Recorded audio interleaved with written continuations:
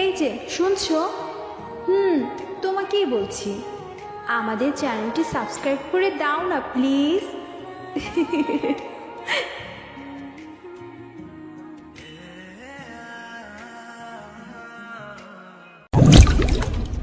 তুই যে কি একটা প্ল্যান বানিয়েছিস আল্লাহই জানে।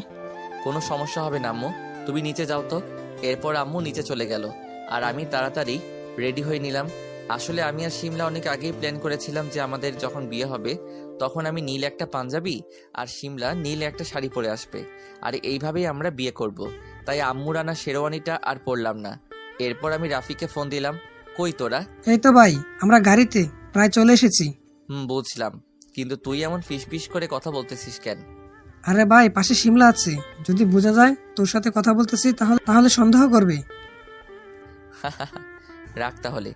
এরপর ফোনটা রেখে নিচে চলে গেলাম। সেখানে গিয়ে তো আমি একটু ঘাবড়ে গেলাম, কারণ নিচে অনেক লোক আছে। আমি কাউকে ভালো চিনি না, তবে আনুমানিক রিমির আব্বু, চাচা, চাচি আর 3জন লোক আছে। তাদেরকে চিনি না। আমি সকলের সামনে গিয়ে সালাম দিয়ে আমার জায়গায় বসে পড়লাম। পিছে তাকিয়ে দেখি আয়মান আছে। ব্যাটা আমাকে দেখে মিটমিট করে হাসতেছে, মজা নিচ্ছে আমাকে দেখে। রিমির দিকে তাকিয়ে দেখি সে একদম ভয়ে ঘাবড়ে আছে। দেখে তো আমারই মায়া লাগতেছে, প্লাস হাসিও পাচ্ছে। তখনই রিমির আব্বু সামান্য কিছু কথা বলে বিয়ের কাজ আরম্ভ করতে বলল। তখনই কাজী সাহেব বিয়ের কাজ শুরু করে দিল। হায় আল্লাহ, একটু এলোমেলো হয়ে গেলে সবকিছু ভেস্তে যাবে। কাজী সাহেব এক পর্যায়ে আমাকে কবুল বলতে বলল। আমি কবুল বলতে যাব, তখনই বাইরে গাড়ির আওয়াজ পেলাম। বুঝে গেলাম যে শিমলা চলে এসেছে, তাই একটু লেট করতে লাগলাম। কিছু সময়ের মধ্যে শিমলা আমাদের বাসার ভিতরে চলে এলো। আমি দরজার দিকে তাকিয়ে দেখি শিমলা, রাফি, রবি, আসিফ, রিয়া। এদেরকে দেখে সবাই অবাক হলেও আমি আর আইমান একটু অবাক হলাম না। একসাথে এতগুলো লোকজনকে দেখে রিমির বাবা বলে উঠল, তোমরা কারা? আর হুট করে এইভাবে ভেতরে চলে এলে কেন? কিন্তু শিমলা এর কোনো উত্তর না দিয়ে আমার সামনে চলে এলো। এবার শিমলা আমার সামনে দাঁড়িয়ে বলতে লাগলো, আমি জীবনে অনেক কিছু পেয়েছি, আবার অনেক কিছু হারিয়েছি, কিন্তু কখনো কোনো কিছু হারিয়ে তার জন্য একটুও আফসোস করি নাই। তবে শুধু মাত্র একটা জিনিস হারানোর জন্য আমার জীবনটা পুরো উল্টাপাল্টা হয়ে গিয়েছিল। এমনকি আমি মৃত্যুর পথ পর্যন্ত বেছে নিয়েছিলাম, কিন্তু আব্বু আম্মুর কারণে সেখান থেকে বেঁচে ফিরেছিলাম। এরপর আব্বু আমাকে আবার বাঁচতে শেখায়। আমি আস্তে আস্তে আবার আগের মতো হয়ে উঠি, কিন্তু আড়ালে আমি সেই আগের মতোই ছিলাম। শুধুমাত্র বাবা মায়ের জন্য একটু হাসি খুশি থাকতাম। আর যে জিনিসটা বা যাকে হারানোর জন্য আমার জীবনটা পুরো উল্টাপাল্টা হয়ে গেছে, তাকে আমি অনেক জায়গায় খুঁজতে লাগলাম। তো এইভাবে কয়েক বছর কেটে যায়। হঠাৎ একদিন আমি আমার নতুন অফিসে জয়েন করার পরে আবার আমার সেই মানুষটিকে খুঁজে পাই। বিশ্বাস করো, আমি মনে মনে এতটা খুশি হয়েছিলাম যে বলে বোঝাতে পারবো না। কিন্তু পরক্ষণেই আবার কোনো কিছুর কারণে একটু অভিমান ভার করে আমার মনে। তো এরপর থেকে শুরু হলো আমার জীবনের নতুন একটা অধ্যায়। তাকে রোজ কষ্ট প্লাস শাস্তি দিয়ে আমার দিন কাটতে লাগলো। তাকে কষ্ট দিয়ে যে আমি প্রচুর ভালো ছিলাম তা কিন্তু নয়, আমিও প্রচুর কষ্ট পেতাম মনে মনে। এরপর দেখতে দেখতে কিছু দিন কেটে গেল। আমি আমার আব্বুকে সব কিছু খুলে বললাম। আব্বু আমাকে একটা প্ল্যানের কথা বলল এবং আমিও আব্বুর প্ল্যানে রাজি হয়ে যাই। প্ল্যানটা ছিল এমন যে আমি আমার মিথ্যে বিয়ের কথা বলে তাকে শেষবারের মতো কষ্ট দিয়ে আপন করে নেব। কিন্তু আফসোস, সে এটাকে সত্যি ভেবে নেয় এবং সেও অন্য কাউকে বিয়ে করার জন্য রাজি হয়ে যায়। এইটা বলে শিমলা চুপ হয়ে গেল, আর এখানে উপস্থিত সকলেও চুপ করে আছে, বোঝার চেষ্টা করতেছে কি হচ্ছে এখানে। আমি শিমলার দিকে তাকিয়ে আছি, ওর চোখে পানি জমে আছে। আমার একটু খারাপ লাগলো, তবু কিছু বললাম না। শিমলার এমন কথা শুনে সকলে একটু অবাক হয়েছে, কিন্তু পরে কি হলো এটা জানার জন্য সকলে আগ্রহী। তাই সকলের মধ্যে থেকে রিমির বাবা বলল, এরপর কি হলো? তুমি তোমার মানুষটিকে চিরকালের জন্য হারিয়ে ফেললে? শিমলা কিছু সময় চুপ থেকে আবার বলতে শুরু করলো, আমি অনেক আগে একবার আমার ভালোবাসাকে হারিয়েছি, কিন্তু আল্লাহর অসীম কৃপায় আবার আমি তাকে খুঁজে পাই। তাই আমি আর তাকে হারাতে চাই না। দরকার হলে আমি আমার সবটুকু দিয়ে চেষ্টা করব তাকে পাওয়ার জন্য। তাই আমি তার বাসায় চলে যাই বিয়ে আটকানোর জন্য, আর আটকেও ফেলি। ও, খুব ভালো। নিজের ভালোবাসাকে কখনো হারিয়ে যেতে দিতে হয় না। দরকার হলে সকলের বিরুদ্ধে গিয়ে আপন করে নিতে হয় তাকে। আঙ্কেল, আপনি কি জানেন সেই ছেলেটা কে? কে? আমার সামনে যে বসে আছে মিস্টার শ্রাবণ। সিমলার এমন কথায় রিমির পুরো পরিবার অবাক হয়। এইবার সিমলা আর কিছু না বলে আমার হাত ধরে বলল, প্লিজ তুমি আমাকে মাফ করে দাও। আমি আমার ভুল বুঝতে পেরেছি। আমি আর কখনো তোমার সাথে এমন ব্যবহার করব না।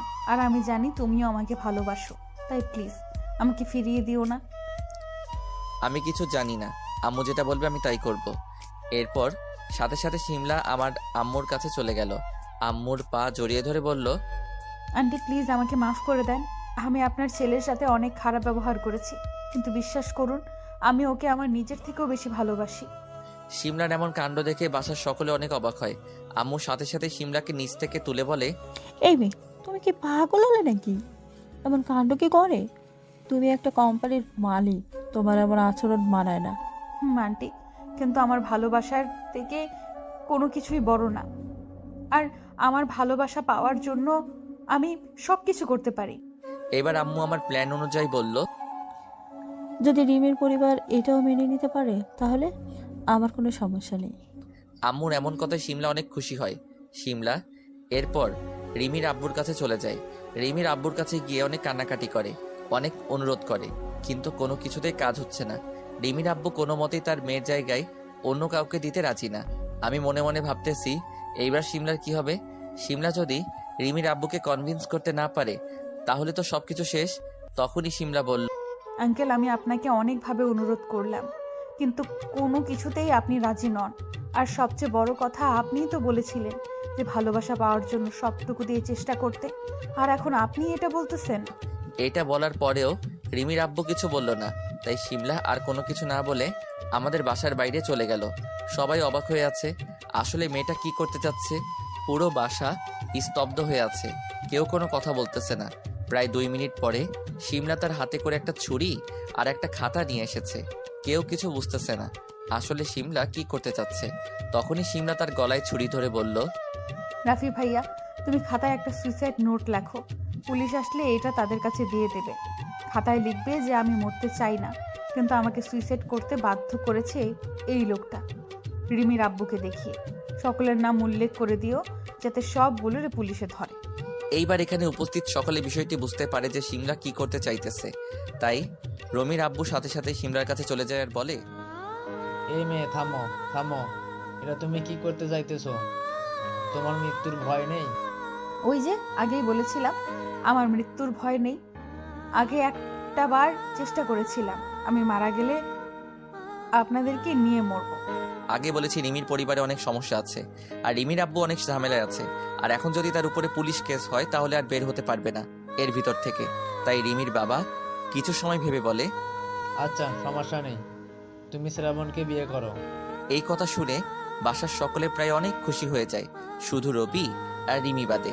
তখনই রিমির আব্বু বলে ওঠে, কিন্তু আমার মেয়ের কি হবে? আঙ্কেল, আপনি কিছু মনে না করলে একটা কথা বলি। বলো। আমার জানা একটা ভালো ছেলে আছে, ছেলেটা খুব ভালো। আপনি বরং তার সাথে রিমির বিয়ে দিয়ে দিন, রিমি খুব ভালো থাকবে। এখন এই মুহূর্তে তাকে পাবে কোথায়? আর আজকে আমার মেয়ের বিয়ে দিতে না পারলে আমার মান সম্মানের সব শেষ হয়ে যাবে। আঙ্কেল, চিন্তা করতে হবে না, ছেলে এখানে আছে, আর আশা করি ছেলেকে আপনারও পছন্দ হবে। ছেলের নাম কি আর কি করে? ছেলের নাম রবি, এখনো পড়াশোনা করতেছি, 2 বছরের মধ্যে চাকরি পেয়ে যাবে ইনশাল্লাহ। রিমির বাবা কিছু সময় ভেবে এই বিয়েতে রাজি হয়ে গেল। আর আমার প্ল্যান অনুযায়ী সবকিছু হয়ে গেল। সকাল 11টার মধ্যে এক বাসায় বসে 2টা বিয়ে সম্পূর্ণ হয়ে গেল। আমার থেকে সিমলা অনেক হ্যাপি, কারণ সিমলা তো ভেবেই নিয়েছিল যে আমাকে হারিয়ে ফেলেছে সে। আর আমি তো আগে থেকে সবকিছু প্ল্যান করে রেখেছিলাম। অপরদিকে রিমি আর রবি তো মহা খুশি। দুপুরে সকলে মিলে একসাথে খাবার খেতে বসলাম। তখন হঠাৎ করেই রিমির বাবা বলে উঠল, ধন্যবাদ শ্রাবণ, তোমার এখানে এসেই আজকে এত কিছু হয়ে গেল। সত্যি বলতে আমি আমার মেয়েকে এর আগে কখনো এত খুশি দেখি নাই। আঙ্কেল, আপনি হয়তো আপনার মেয়েকে কখনো ভালো করে সময় দেন, যার কারণে আপনার কাছে এমন মনে হচ্ছে। একটু সময় দিতে শিখুন, দেখবেন সবকিছু বদলে যাবে। ঠিক বলেছ। সকলের সাথে আর কিছু কথা বলে খাবার টেবিল থেকে উঠে নিজের রুমে চলে গেলাম। সেখানে গিয়ে দেখি সিমলা আমার টেবিল গোছাচ্ছে। আমি মনে মনে বললাম, ওয়াও, বেশ ভালো তো, এরপর থেকে আর নিজের কোনো কিছু করা লাগবে না। আমি এগুলো ভাবতে ভাবতে মোবাইলটা হাতে নিয়ে রুম থেকে বের হতে যাব, তখনই শিমলা বলল, কোথায় যাচ্ছ এই দুপুরবেলায়? এই সেমরি, তোরে বলতে যাব কেন? এইটা বলে রুম থেকে বেরিয়ে এলাম। আর এদিকে শিমলা আমার মুখে এমন কথা শুনে তো প্রচুর অবাক। আবার নিজেই নিজেকে বলল, সাহেব মনে হয় আমার উপরে এখনো রেগে আছে, তাই এমন করতেছে। আসুক আজকে রাতে, জোর করে যেমন বিয়েটা করেছি ঠিক তেমনি জোর করে ভালোবাসাও আদায় করে নিব। ও এদিকে আমি নিচে এসে সকলকে বাসায় পৌঁছে দিতে গেলাম। একে একে সবাইকে বাসায় পৌঁছে দিলাম। আর এগুলো করতে করতে সন্ধ্যা হয়ে গেল। সব কাজ শেষ করে আমি বন্ধুদের কাছে গেলাম। সেখানে গিয়ে আরেক মহাবিপদ। হারামিগুলোরে ট্রিট দিতে গিয়ে আমি ভিখারি হয়ে গিয়েছি একদম। বন্ধুদের সাথে আড্ডা দিতে দিতে অনেক রাত হয়ে গেল। শিমলা অনেকবার ফোন দিয়েছিল, কিন্তু আমি ধরি নাই, একটু মজা নিচ্ছি আর কি। আম্মুকে ফোন দিয়ে জানিয়ে দিয়েছি যে রাতে বাসায় খাবার খাবো না। অবশেষে রাত 11টার দিকে বাসায় গেলাম। কলিং বেল বাজাতেই আপু এসে দরজা খুলে দিল। ভাইয়া, তোর কোনো কাণ্ডজ্ঞান আছে? ভাবি সেই কখন থেকে বসে আছে তোর জন্য। এই পাকা বড়ি, এত কথা না বলে বই পড় গিয়ে, না হলে তোকেও বিয়ে দিয়ে তাড়িয়ে দিব কিন্তু। ভাইয়া!